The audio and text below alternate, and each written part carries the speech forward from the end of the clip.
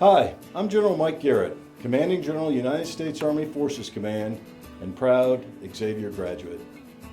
Congratulations, class of 2020. You worked hard to get here, so enjoy this moment.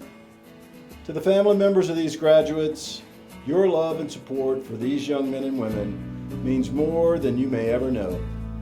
Although seeking an Army commission requires a certain degree of personal drive and ambition, it is often families and loved ones who are the sources of motivation and inspiration that, in many ways, fuels that fire. For the class of 2020, today marks two milestones: the culmination of years of education, dedication, and scholarship, and more importantly, the appointment of these young men and women as second lieutenants in the United States Army. It's been almost 36 years since I sat where you are today. I was the first Garrett to graduate college, and I remember sitting in the auditorium, May 4th, 1984. My whole family was there, my grandmother, grandfather. It was a huge deal. And I was commissioned the very next day, beginning an incredible journey that has taken me all over the world. Today, we honor these graduating students who've chosen to become Army officers, making a significant commitment to our nation. There are few callings as noble as the one you've answered, and in fact, very few select the path of national service. Less than 1% of Americans raise their right hand and take the oath to serve in our military. I'm sure this is not the graduation and commissioning ceremony that you all envisioned. However, a very valuable lesson can be learned from your experience. And because the class of 2020 went through this trial, I believe you have the potential to be the most resilient class ever. The important lesson is, bad things do happen. Dr. Martin Luther King Jr. said, "The ultimate measure of a man is not where he stands in moments of comfort and convenience, but where he stands at times of challenge and controversy." To you I say, for any challenge, there are three ways you can react. You can reject it, deny it, which lands you in a place of self-pity, and nothing good comes from this course of action.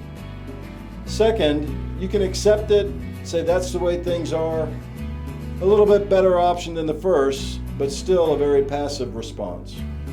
Or third, and what I want you to do, is to choose to embrace it.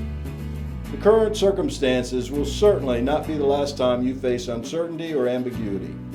It's in these times that great leaders act, and act decisively.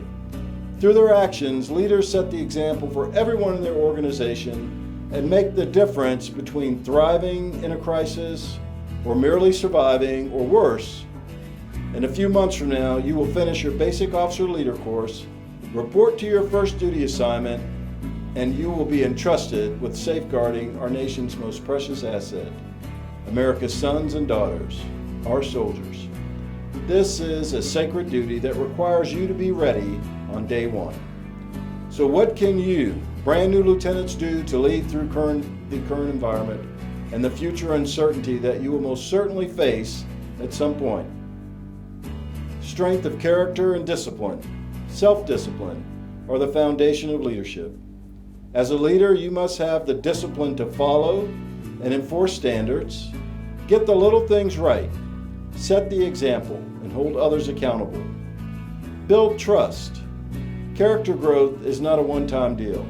It will continue throughout your career as you are exposed to greater and more complicated challenges. The foundation you built here at Xavier is critical. The challenges you face will be dynamic, and diverse teams will remain essential to mission accomplishment. No one knows it all, so be an inclusive leader. Be an active listener. Trust your non-commissioned officers, and never be too proud to learn.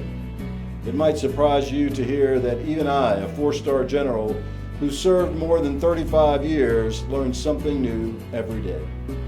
Be positive and optimistic. It's contagious. If you take nothing else away from my comments today, remember this: the Army is in the people business. No matter what duty station and unit you are assigned to, you are, first and foremost, in the people business. As General Creighton Abrams, the 26th Army Chief of Staff, frequently said, People are not in the Army, people are the Army.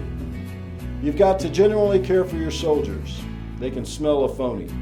And I'm not saying you should be easy on your soldiers, but be demanding. Seek excellence in all things, enforce standards and train them hard, but care for them. This is what our nation expects. This is what our soldiers deserve. That is what you, our newest officers, can do now and as you continue your journey with the Army. You are our future leaders. You can be the change makers. It's your time. So to our newest officers, let me extend our congratulations on your commissioning. Good luck, God bless, and welcome to the ranks of the greatest team to ever take to the field, the United States Army. All for one, freedom's guardians.